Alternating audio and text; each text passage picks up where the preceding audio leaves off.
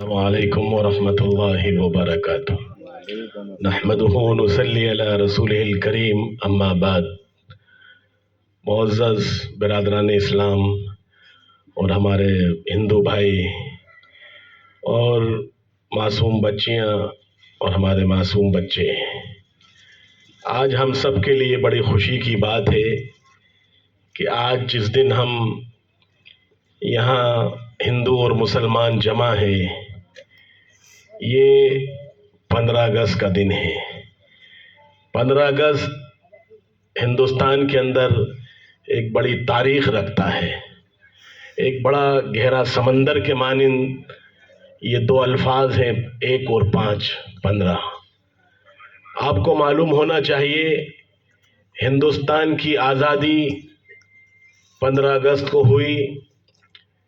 اس آزادی کے پیچھے ہم لوگ یہاں جمع ہو گئے، خوشیاں بنا لی، لڈو کھا لیے، بیان کر دیے، لیکن جن لوگوں نے شہادتیں دیں، جن لوگوں نے اپنے ماؤں نے اپنے بچوں کو یتیم کیا، جن عورتوں نے اپنے شوہروں کو چھوڑا، یہ وہ دن ہے۔ ہزاروں لاکھوں لوگوں نے اس ملک کی قربانی کے لیے آزادی دی، ہمیں اس کا اندازہ نہیں ہے۔ اندازہ ان لوگوں کو تھا جو لوگ قربانی دے کے چلے گئے، ایک تیار چیز ہمیں دے کے چلے گئے۔ آج ہم اس کی ناقدری کر رہے ہیں، آج ہم لوگ اس کی قدر نہیں کر رہے۔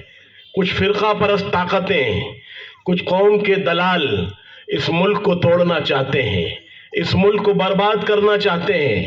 میں یہ کہتا ہوں، ان لوگوں سے پوچھو، ان کی قبروں سے پوچھو، ان کی چتاؤں سے پوچھو، جن لوگوں نے زمینوں پہ لیٹ کر گولیاں کھائیں، جن لوگوں نے توپوں کے آگے اپنے پورے بدنوں کو اڑا دیا، اس ملک کی آزادی میں ان کا کردار ہے، اس ملک کی آزادی میں ان کا حصہ ہے۔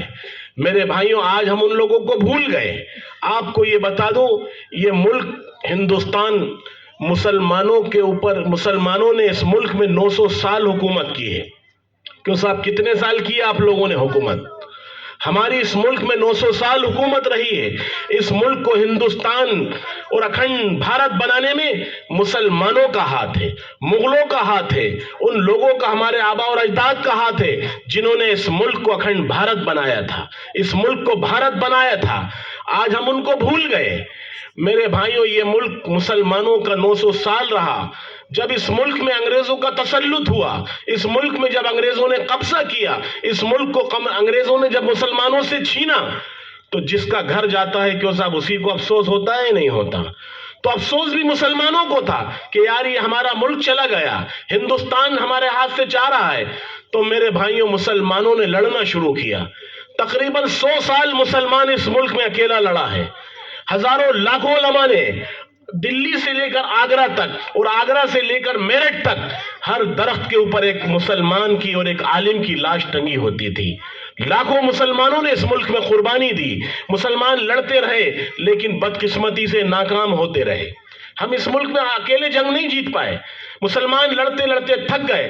جب ہمارے مسلمانوں نے دیکھا، ہمارے آبا اور اجداد اسلاف نے دیکھا کہ ہم اس ملک میں جنگ نہیں جیت پا رہے، تو پھر انہوں نے مشورہ کیا کہ ہم اس ملک کے اندر ہندوؤں کو ساتھ مل کر لڑیں گے تو ہم جب جا کے کامیاب ہوں گے۔ پھر اس وقت ہم سب کے بڑے، اس ملک کے سوتنتر سنگرام سینانی، مجاہد آزادی، جن کا نام آپ گاندھی جی کے نام سے جانتے ہیں، جمعیت علماء کے بزرگوں نے، ہمارے اسلاف نے، ہمارے اکابرین نے گاندھی جی سے یہ کہا، گاندھی جی ہم جنگ اکیلے نہیں جیت پا رہے، ہم یہ چاہتے ہیں اس جنگ کو ہندو اور مسلمان مل کے جیتے ہیں، اس جنگ کو ہم آپس میں مل کے لڑیں گے تو کامیابی ملے گی۔ پھر اس وقت آپ کو ایک تاریخ کی بات بتاؤں، گاندھی جی کو ساتھ میں لیا، گاندھی جی نے کہا کہ ہم تیار ہیں ساتھ میں جنگ لڑنے کے لیے۔ گاندھی جی سے کہا کہ آپ ہمارا ساتھ دیجئے اور پورے ملک میں دورہ کریے، پورے ملک میں سفر کریے، اور سفر کر کے اعلان کریے اور یہ کہیے کہ آج سے ہندو اور مسلمان مل کے اس ملک میں جنگ آزادی میں حصہ لیں گے۔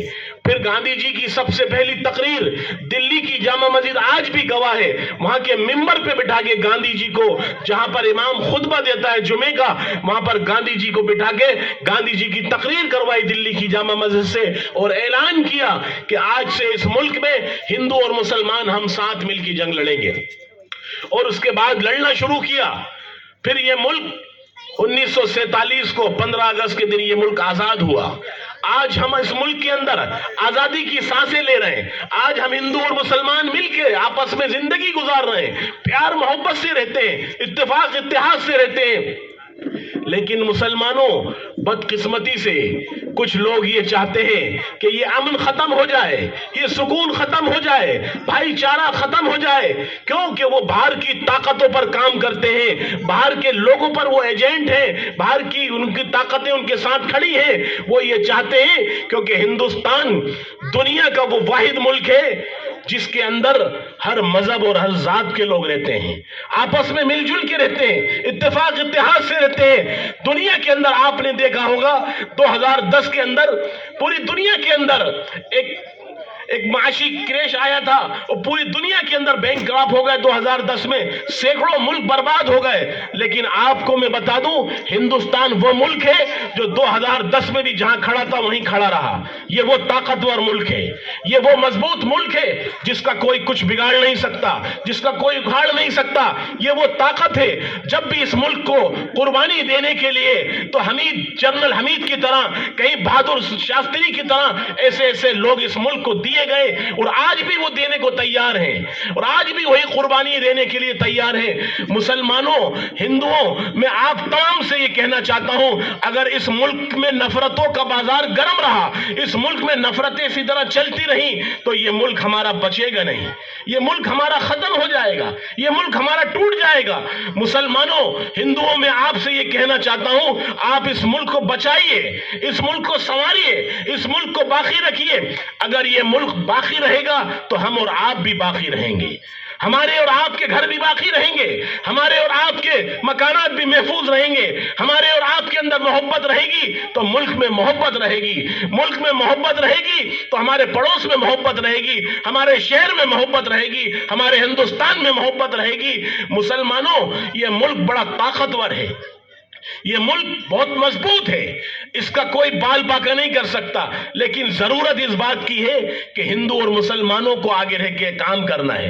اور میں تو خاص طور سے یہ کہتا ہوں، اس وقت تو آج اس ملک کے اندر نفرتوں کی ہوائیں چلائی جا رہی ہیں، لڑائیاں پیدا کی جا رہی ہیں، جھگڑے پیدا کیے جا رہے ہیں، آپس میں نا اتفاقیاں کی جا رہی ہیں۔ مسلمانوں، جو باہر کی طاقتیں وہ خوش ہو رہی ہیں، وہ تھالیاں بجا رہی ہیں کہ اچھا ہے یہ لڑ رہے ہیں، کل جب یہ لڑیں گے، آپس میں مریں گے، آپس میں کٹیں گے، پھر ہم آگے انوالو ہوں گے، ہم آگے اس میں دخل اندازی دیں گے، پھر ہم آگے اس ملک پر قبضہ کریں گے۔ وہ یہ چاہتی ہیں۔ تو میں ہندوؤں سے خاص طور سے یہ کہنا چاہتا ہوں کہ ہندو بھائیوں سے میری درخواست ہے، اس ملک کی گنگا جمنا تہذیب کو، پیار محبت کو باقی رکھیے۔